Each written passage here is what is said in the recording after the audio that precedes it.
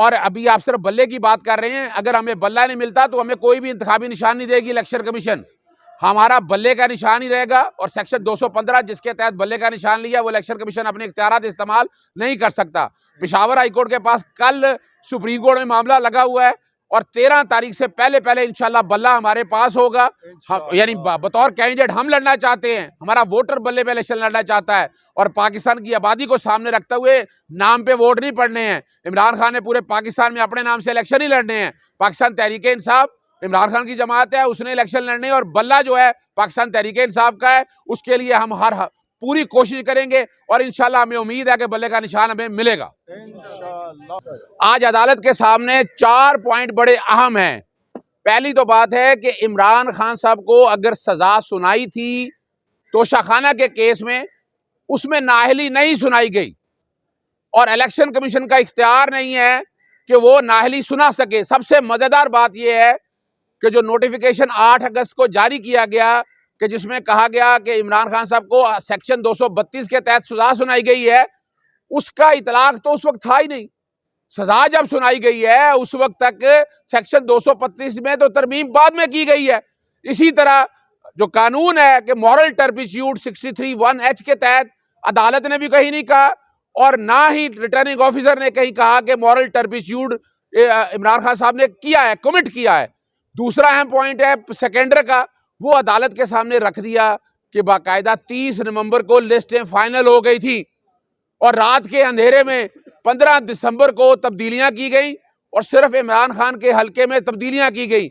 बलूचिस्तान और बाकी जगहों पर सुप्रीम कोर्ट ने रोक दिया। उन्होंने कहा कि आइंदा से इलेक्शन में होगा। तो ये सिर्फ और सिर्फ एक हलके में तब्दीली करके इमरान खान साहब को बाहर रखने की कोशिश की गई है। ये बदनीति पर मबनी है।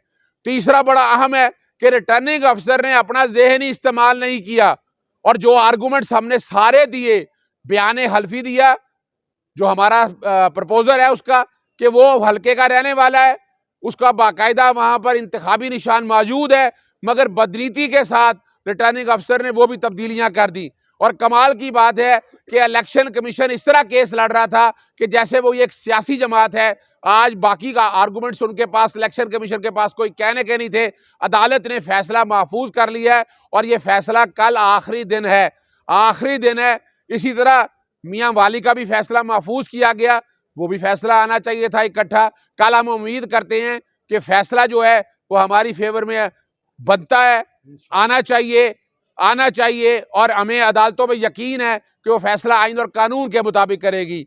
बाकी जहां तक मसला है बल्ले के निशान का, वो बल्ले का निशान भी इंशाल्लाह हमारे साथ होगा, हमारे सामने होगा और इमरान खान साहब इलेक्शन भी लड़ेंगे, लाहौर से भी लड़ेंगे और इंशाल्लाह मियां वाली से भी लड़ेंगे इंशाल्लाह। देखें, बड़ी सीधी सी बात है कि जो अगर जज साहब छुट्टी पे भी चले गए हैं तो वो नया बेंच बनाना होगा हाईकोर्ट को।